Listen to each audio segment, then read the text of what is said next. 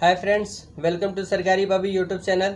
इस चैनल पर हमने एशियन पब्लिकेशन का क्वेश्चंस बैंक सीरीज़ को स्टार्ट किया है और आप लोग इस वीडियो में 1 मिनट तक रह के सुन करके समझ सकते हैं कि ये आपको वीडियो देखनी चाहिए या नहीं देखनी चाहिए, किन के लिए ये वीडियो यूज़फुल होने वाला है। तो बता दें कि अगर आपका ट्रेड जो है ITI में फीटर ट्रेड है और आप लोग अपनी कंपटीशन की तैयारी करते हैं या ITI के एग्ज़ाम भी देने वाले हैं, साथ में साथ अगर मशीनिस्ट और टर्नर या वेल्डर ट्रेड से भी बिलोंग करते हैं तो उनके लिए भी ये वीडियोस यूज़फुल होने वाला है।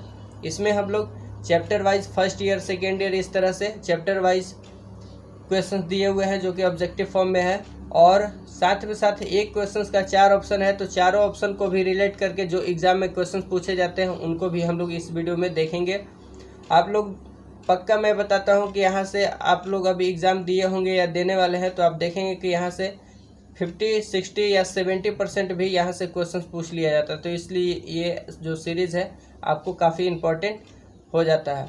और बता दें आपका कि ये इसमें इंग्लिश और हिंदी दोनों PDF मैंने टाइप करा दिया है, तो इन दोनों PDF को भी डाउनलोड करने के लिए आप टेलीग्राम चैनल पर जुड़ सकते हैं। सरकारी बाबू के नाम से टेलीग्राम चैनल है, उसका लिंक मैं इस वीडियो के डिस्क्रिप्शन में दे दूँगा, तो वहाँ से आप लोग जाकर जुड़ सकते हैं, PDF को भी डाउनलोड कर सकते हैं। ठीक है, तो चलिए शुरू करते हैं फर्स्ट नंबर क्वेश्चन से। फर्स्ट नंबर क्वेश्चन कह रहा है कि the chief chemical property of aluminium is that it is. जो एल्यूमिनियम जो धातु होता है उसका मुख्य केमिकल प्रॉपर्टीज यानी कि रासायनिक जो गुण होता है वो कौन सा कहलाता है, कि वो सॉफ्टनेस होता है वो है, या ब्रिटलनेस है, या स्ट्रॉन्ग है, या टफ है। तो एल्यूमिनियम धातु जो है सॉफ्ट होता है, वही इसका केमिकल मुख्य प्रॉपर्टीज होता है। ठीक है, ऑप्शन ए सही हो जाएगा। साथ में आपको बता दें कि जो एल्युमिनियम होता है इसका ओर होता है जो अयस्क होता है, किससे एल्युमिनियम को प्राप्त किया जाता है, तो बॉक्साइट अयस्क होता है जिससे एल्युमिनियम को प्राप्त किया जाता है। सेकेंड क्वेश्चन देखते हैं। सेकेंड क्वेश्चन कह रहा है कि gun metal is an alloy of copper. Gun metal copper के साथ साथ और जो ऑप्शन में दिए हुए हैं इसमें से कौन से दो धातु का मिश्रण होता है, जो एलॉय मतलब मिश्रण होता है। तो गन मेटल कॉपर के साथ साथ कौन सा होता है आपको बताइए। तो कॉपर के साथ साथ टीन और जिंक से मिल करके गन मेटल बना होता है, जिसमें परसेंटेज की बात कर ले तो कॉपर 88% 88% होता है, टीन जो होता है 10% होता है, और जिंक जो है 2% होता है। गन मेटल का यूज़ कहाँ किया जाता है ये भी क्वेश्चन आपसे पूछा जाता है। तो गन मेटल का यूज़ आपका जो बेंच वाइस होता है, बेंच वाइस में एक बॉक्स नट होता है, तो बॉक्स नट जो मटेरियल का बना होता है वो भी गन मेटल का ही बना होता है। और साथ में गन मेटल से क्वेश्चन पूछ लिया जाता है कि बियरिंग जो बुश होता है वो भी गन मेटल का ही बना होता है। तो ये 2-3 क्वेश्चन यहाँ से पूछ लिए जाते हैं। थर्ड नंबर क्वेश्चन है कि generally bearing bush are made of. अब देखिए क्वेश्चन आ गया। तो जनरली जो बियरिंग बुश होता है किसका बना होता है हमने बताया, तो गन मेटल का बना होता है, इसलिए इसका राइट आंसर डी हो जाएगा। यहाँ से डी हो जाएगा। और इसका जो gun metal is an alloy of copper के साथ साथ किसका होता है, टीन और जिंक का होता है, तो इसलिए ए ऑप्शन सही हो जाएगा। नेक्स्ट क्वेश्चन देखते हैं। नेक्स्ट क्वेश्चन है कि the chief alloying steel are elements of stainless steel. जो स्टेनलेस स्टील होता है, या स्टील छूट गया है, या स्टील यहाँ दिया हुआ है, तो जो स्टेनलेस स्टील का जो मुख्य एलॉइंग धातु होता है कौन कौन होता है, मुख्य धातु के बारे में बताना है। और भी धातुएं होते हैं लेकिन मुख्य धातु के बारे में बताना है स्टेनलेस स्टील का कौन सा मुख्य धातु होता है। तो स्टेनलेस स्टील का जो मुख्य धातु होता है क्रोमियम एंड निकेल होता है, या क्रोमियम निकेल होता है, जिसमें कि देखते हैं आप कि क्रोमियम का जो है परसेंटेज 18% होता है और निकेल का जो परसेंटेज होता है 8% होता है। तो जो मैं ऑलरेडी एग्ज़ाम में आए हुए क्वेश्चन है उसी को मैं रिलेट करके बोल रहा हूं, तो आप लोग सुन करके रिवीजन कर सकते हैं या लिख सकते हैं। तो क्रोमियम का 18% होता है जबकि निकेल जो है 8% होता है। स्टेनलेस स्टील की बात कर रहे हैं। ठीक है, चलिए नेक्स्ट क्वेश्चन देख रहे हैं। 5वां नंबर है कि the filament of lamp bulb are made of. जो बल्ब में फिलामेंट होते हैं वो कौन से मटेरियल के बने होते हैं, तो वो जो होते हैं किसके बने होते हैं, निकेल का होता है, या क्रोमियम का होता है, या टंगस्टन का होता है, या टीन का होता है। तो जो बल्ब में फिलामेंट जो होता है और टंगस्टन का बना होता है। टंगस्टन का क्यों बनाते हैं? क्योंकि इसका मेल्टिंग जो पॉइंट होता है गलनांक बिंदु काफ़ी ज़्यादा हाई होता है। कितना होता है? तो लगभग 3400 डिग्री सेल्सियस तक होता है।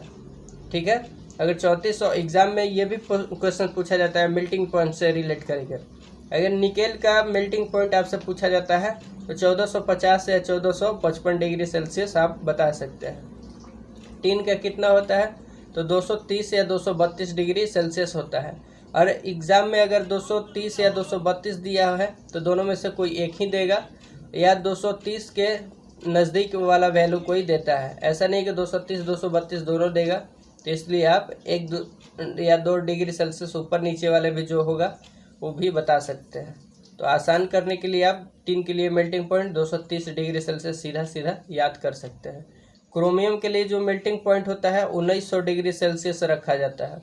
और क्रोमियम जो है थोड़ा शाइनिंग के लिए भी जाना जाता है और कोरोजन रेजिस्टेंस भी होता है, यानी कि जो आपको जंग विरोधी भी होता है। छठा नंबर क्वेश्चन है कि the alloys duralumin and hindalium content 95% of.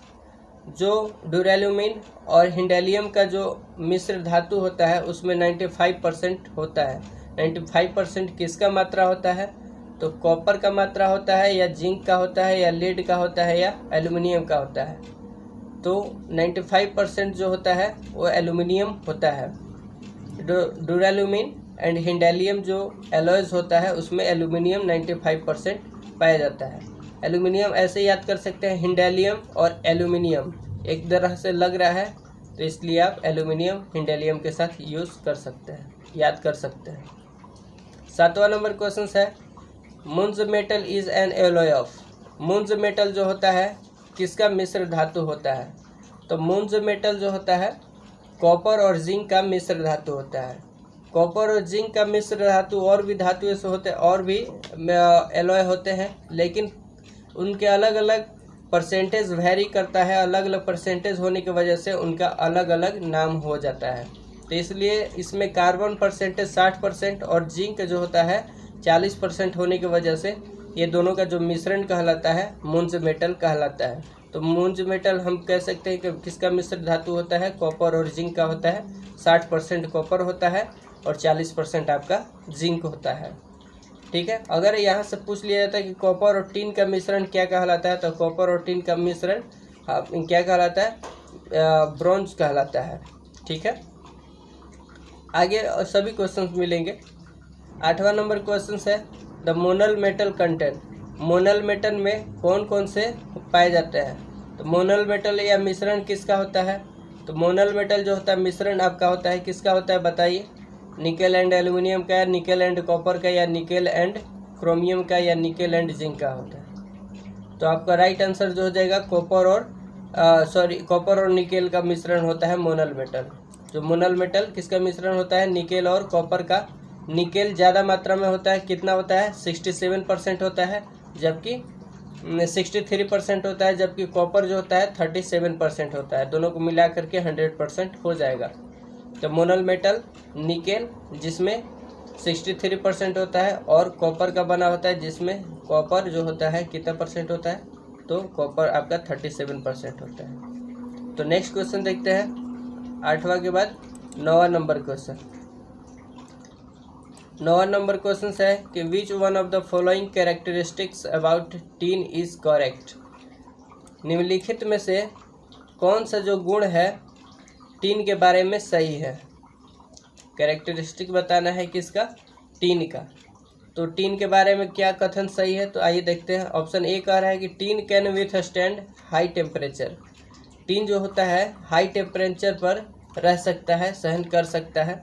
तो बिल्कुल नहीं, क्योंकि हमने देखा था अभी जस्ट कि टीन का जो मेल्टिंग पॉइंट होता है 232 डिग्री सेल्सियस तक ही होता है। तो ऑप्शन ए गलत हो जाएगा। बी जो है कि tin is the main constituent of most solder. Option कह रहा है कि टीन जो होता है क्या सोल्डर का मुख्य कंस्टिट्यूएंट होता है, मुख्य घटक होता है। तो सोल्डर में क्या केवल टीन ही मिल करके बना होता है? टीन के साथ साथ और भी होता है, लेड और टीन का भी मात्रा मिल करके दोनों के साथ साथ बना होता है सोल्डर। तो सोल्डर में जो मुख्य टीन ही होता है, तो ऐसा नहीं है, तो इसलिए ऑप्शन बी भी गलत हो जाएगा। सी जो है कि tin is a very good conductor of electricity, तो वेरी गुड कंडक्टर नहीं होता है, गुड कंडक्टर मान सकते हैं लेकिन वेरी गुड नहीं होता है। वेरी गुड कौन सा होता है, तो आपका जो सिल्वर जो होता है very very good conductor of electricity होता है, इससे अच्छा चालक नहीं होता है।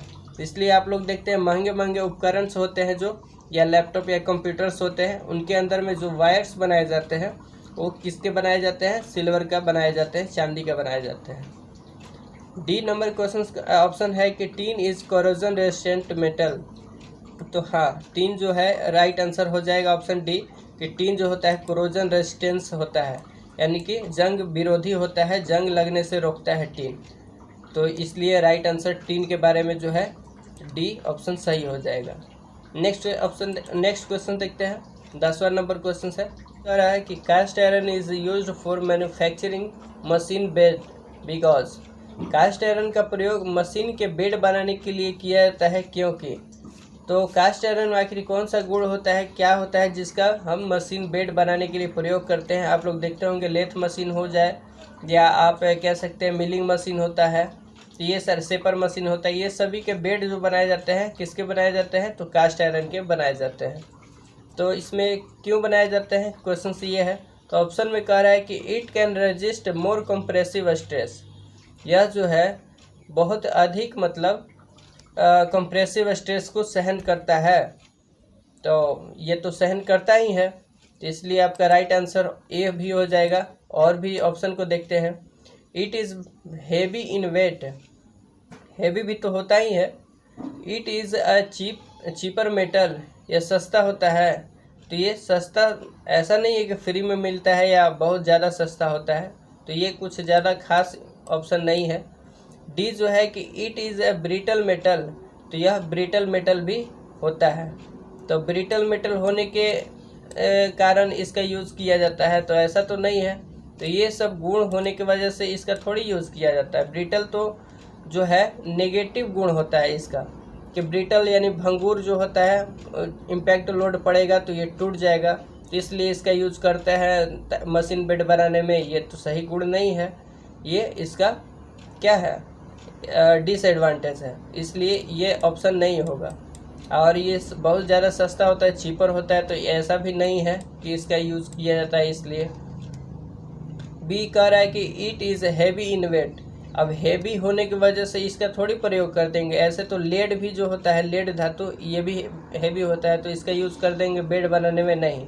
इसका एडवांटेज देखेंगे कि क्या आखिर खास चीज़ होता है, तो वो कास्ट आयरन में यही खास होता है कि अगर आप कंप्रेसिव स्ट्रेस या स्ट्रेन उस पर लोड कंप्रेसिव लोड लगता है तो टूटता नहीं है, उसको सॉक कर लेता है, तो इसलिए इसका प्रयोग किया जाता है, तो इसलिए ऑप्शन ए सही हो जाएगा कि it can resist more compressive stress. इसमें कार्बन परसेंटेज की बात करें तो 2 से 4% होता है, ठीक है। और इसके लिए जब ड्रिलिंग करते हैं या कोई भी मशीनिंग करते हैं इस पर कास्ट आयरन पर, तो इसमें कौन से कूलेंट का प्रयोग किया जाता है, तो इसमें कोई भी कूलेंट का प्रयोग नहीं किया जाता है, ठीक है। तो इसमें केवल ड्राई एयर जेट का प्रयोग करते हैं या नॉर्मल एयर का प्रयोग करते हैं, कोई भी कूलेंट का प्रयोग, लुब्रिकेंट का प्रयोग नहीं करते हैं, ठीक है। 11 नंबर क्वेश्चन देख रहे हैं। 11 नंबर क्वेश्चन है कि brass is an alloy of, brass जो होता है किसका एलॉय होता है, किसका मिश्रण होता है, तो ब्रास जो होता है कॉपर और जिंक का मिश्रण होता है, जिसमें कि कॉपर जो होता है ऑप्शन, इसलिए आपका राइट आंसर ऑप्शन सी सही हो जाएगा। जो होता है ब्रास जो है कॉपर और जिंक का मिश्रण होता है, जिसमें कि 70% कॉपर और 30% आपका जिंक होता है। 12 नंबर क्वेश्चन कह रहा है कि aluminium in its pure form is not used for engineering work because, aluminium जो होता है अगर प्योर फॉर्म में रहे तो इसका प्रयोग हम इंजीनियरिंग वर्क में नहीं करते हैं, क्योंकि, तो जब एल्युमिनियम प्योर फॉर्म में रहे तो इसका प्रयोग इंजीनियरिंग वर्क पर इसलिए नहीं करते हैं क्योंकि ऑप्शन ए है कि इट इज़ ब्रिटल, यह भंगुर होता है। भंगुर का मतलब होता है कि अगर इम्पैक्ट लोड कोई भी धातु पर पड़ता है तो वो फटाक से टूट जाता है, कोई विकृति उत्पन्न नहीं करता है, तो वही ब्रिटल का गुण होता है, भंगुरता का गुण होता है, जो कि कास्ट आयरन में होता है। तो आप लोग देखे थे बी जो है कि इट इज़ वेरी लाइट, यह बहुत हल्का होता है। ये हल्का तो होता है। इट इज़ कॉस्टली, यह महंगा होता है, तो ज़्यादा महंगा तो नहीं होता है। इट लैक स्ट्रेंथ, लेकिन मेन इम्पोर्टेंट ये बात हो जाता है कि इंजीनियरिंग वर्क में इसलिए प्रयोग नहीं करते हैं क्योंकि यह हल्का तो होता ही है, लेकिन इट लैक स्ट्रेंथ, इसका सबसे खराबी यही होता है कि इसका जो स्ट्रेंथ होता है, मजबूती होता है, बहुत कम होता है। इसलिए इसका प्रयोग हम इंजीनियरिंग वर्क में नहीं करते। इसलिए आपका राइट आंसर ऑप्शन डी सही हो जाएगा। हल्का होने की वजह से इसका प्रयोग ऐसा थोड़ी है कि नहीं करेंगे। अगर हल्का के साथ साथ इसका मजबूती अगर अच्छा ठीक ठाक रहे तो इसका हम लोग प्रयोग कर सकते हैं। लेकिन इंजीनियरिंग वर्क करने के लिए हमें स्ट्रेंथ की ज़रूरत होती है, मजबूती की ज़रूरत होती है, जो कि एल्युमिनियम में नहीं होता है। इसलिए राइट आंसर आपका डी हो जाएगा। 13 नंबर क्वेश्चन कह रहा है कि which among the following is the lightest metal. निम्नलिखित में से कौन सबसे लाइटेस्ट मेटल है, यानी हल्का धातु है, तो कौन है? लेड होता है या एल्युमिनियम होता है या टीन होता है या कॉपर होता है?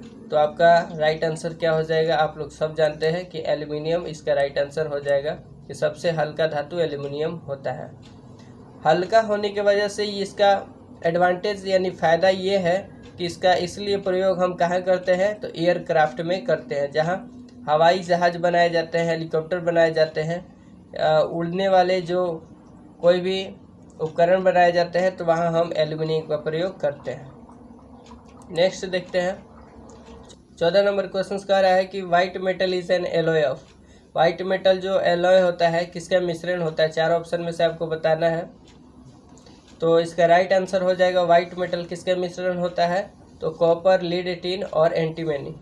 जो वाइट मेटल के ये कॉपर, लीड, टिन और एंटीमनी है, ये मुख्य घटक है, मुख्य एलिमेंट्स है।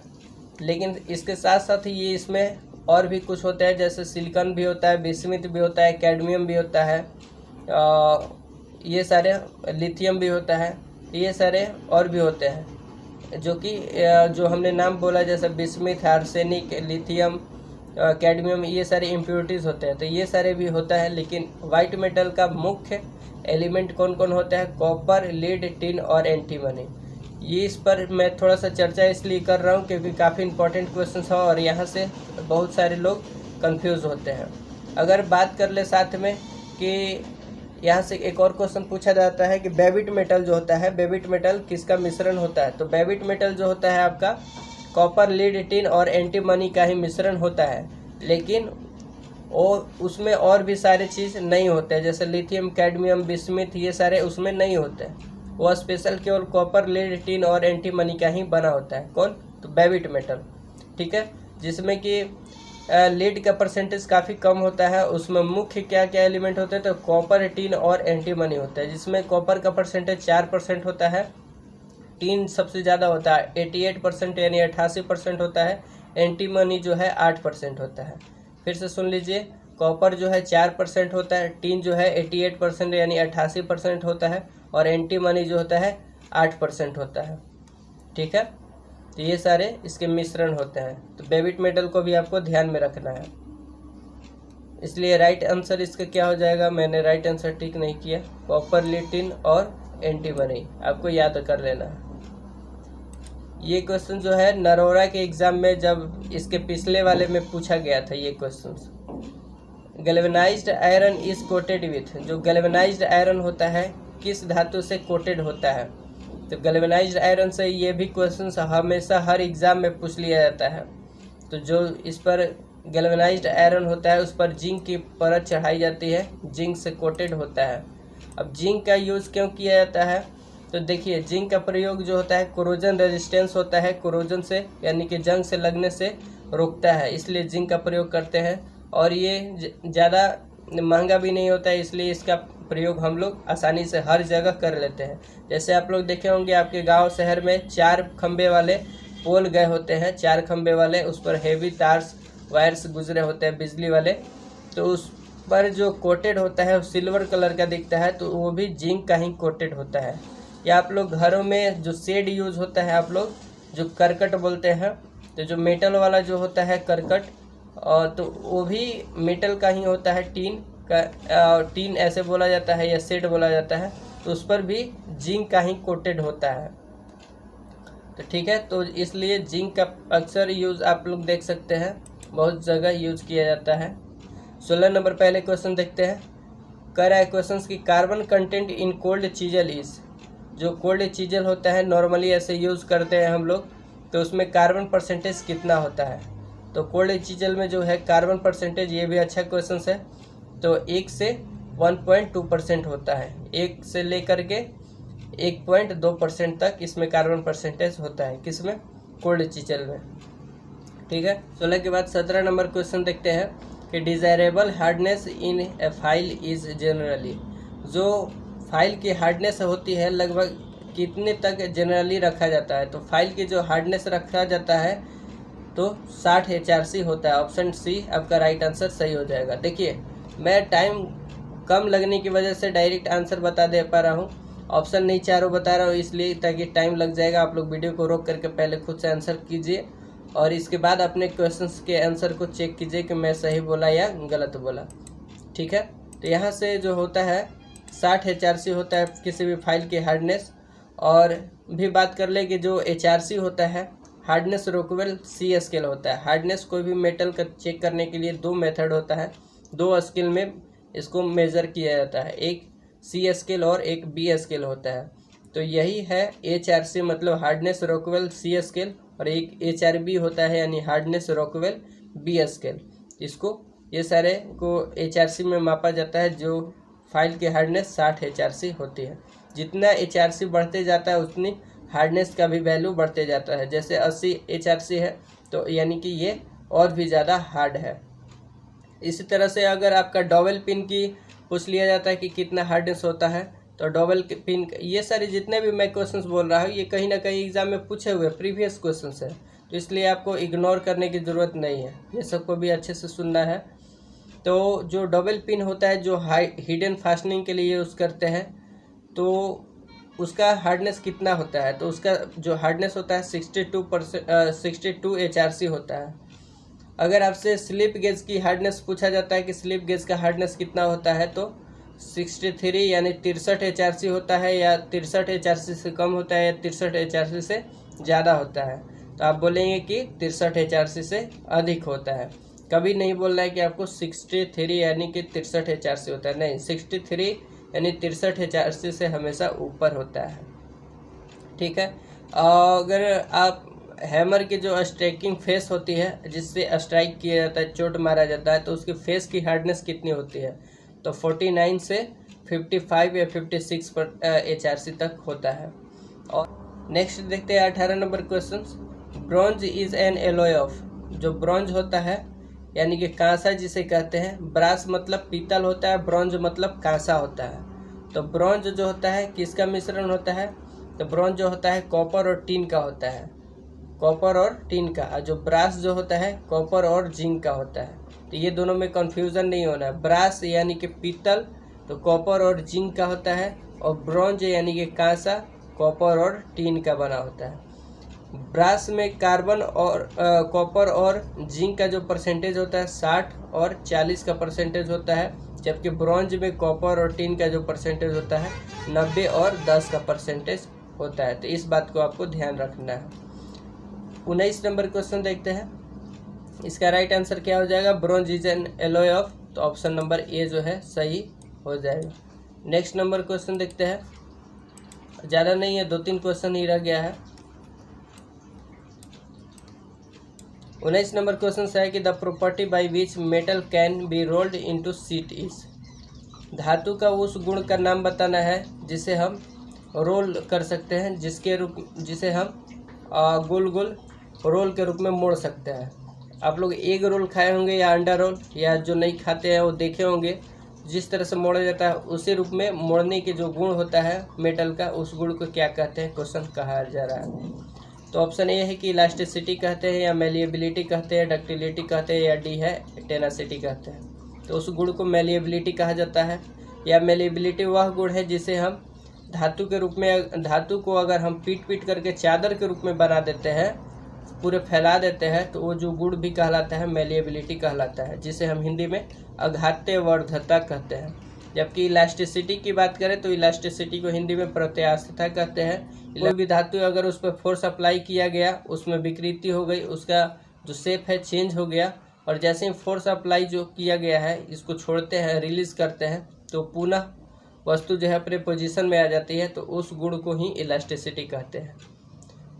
सी ऑप्शन है डक्टिलिटी। डक्टिलिटी का मतलब क्या होता है? डक्टिलिटी का मतलब ये होता है कि अगर कोई भी मेटल को आप खींच करके तार के रूप में बना देते हैं तो जो गुण कहलाता है तार के रूप में, वायर्स के रूप में बनाने वाले जो गुण होते हैं उन्हें ही डक्टिलिटी कहते हैं। तो डक्टिलिटी का गुण सबसे ज़्यादा किस में होता है और मेलिएबिलिटी का गुण किस में होता है? तो जो आपके गोल्ड्स होते हैं, सोना होता है, सोने में ही डक्टिलिटी का गुण सबसे अधिक होता है और मेलिएबिलिटी का भी गुण सबसे अधिक सोना में ही होता है। 1 ग्राम कहा जाता है कि 1 ग्राम जो गोल्ड होता है अगर उसे लेते हैं और उसे तार बनाते हैं तो इससे सबसे अधिक लंबाई में बनाया जा सकता है तार को। कितने लंबाई में? तो 2.4 किलोमीटर या 2 किलोमीटर से अधिक आप कह सकते हैं कि तार को बनाया जा सकता है सिर्फ 1 ग्राम गोल्ड में।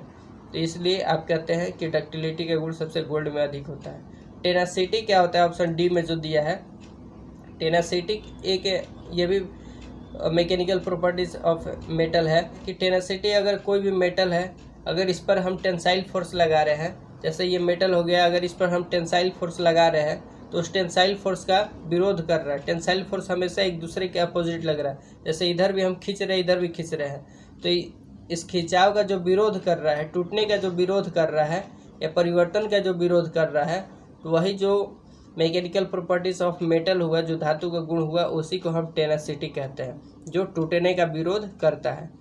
आसानी से समझ सकते हैं कि टूटने का जो विरोध करे उसे हम टेनासिटी कहते हैं। टेंसाइल फोर्स लेकिन उस पर अप्लाई होता है और दूसरा फोर्स नहीं।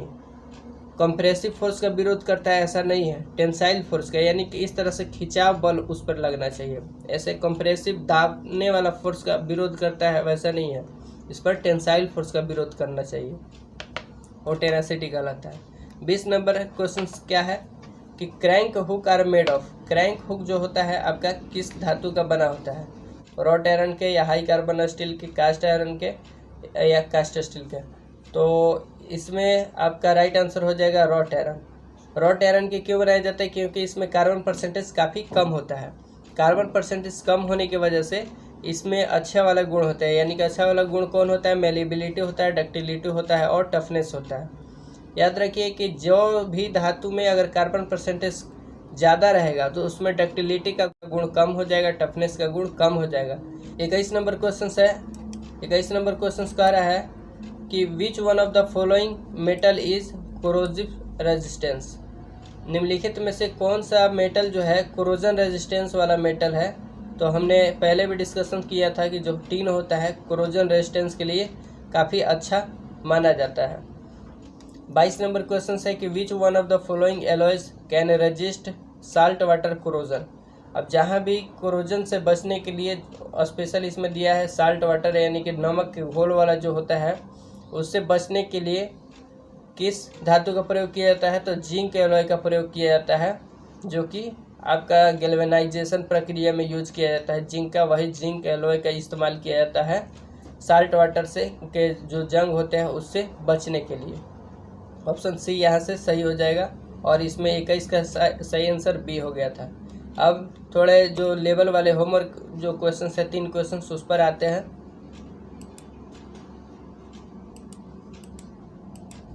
ये फर्स्ट क्वेश्चन पहले है कि which one of the following structure is a strongest. निम्नलिखित में से कौन सा जो स्ट्रक्चर है सबसे स्ट्रॉन्गेस्ट माना जाता है? तो ये आपका हिट ट्रीटमेंट से तीनों क्वेश्चन से यहाँ देने वाले हैं। अब देख सकते हैं कि इसमें बताना है कि सबसे स्ट्रॉन्गेस्ट जो स्ट्रक्चर होता है कौन सा सही होगा। राइट आंसर आपको कमेंट में देना है, first number, second number and third number करके। सेकेंड नंबर क्वेश्चन है कि dash dash dash process is done to refine the grain structure of steel. कौन कौन सा प्रोसेस किया जाता है जो स्टील होते हैं इनके ग्रेन स्ट्रक्चर को रिफाइन करने के लिए, सुधारने के लिए? तो आप यहाँ से चारों ऑप्शन को देख सकते हैं, hardening, tempering, annealing and normalising. चारों में से कौन सा किया जाता है? तीसरा क्वेश्चन है कि which of the following structure is question third है कि which of the following structure of A steel is non magnetic. जो स्टील का स्ट्रक्चर होता है, ये चारों स्ट्रक्चर में से कौन सा स्ट्रक्चर है जो कि नॉन मैग्नेटिक होता है, यानी कि मैग्नेटिक नहीं होता है। तो चारों ऑप्शन में से बताना है, सीमेंटाइट होता है, पियरलाइट होता है, मार्टेनसाइट या ऑस्टेनाइट होता है।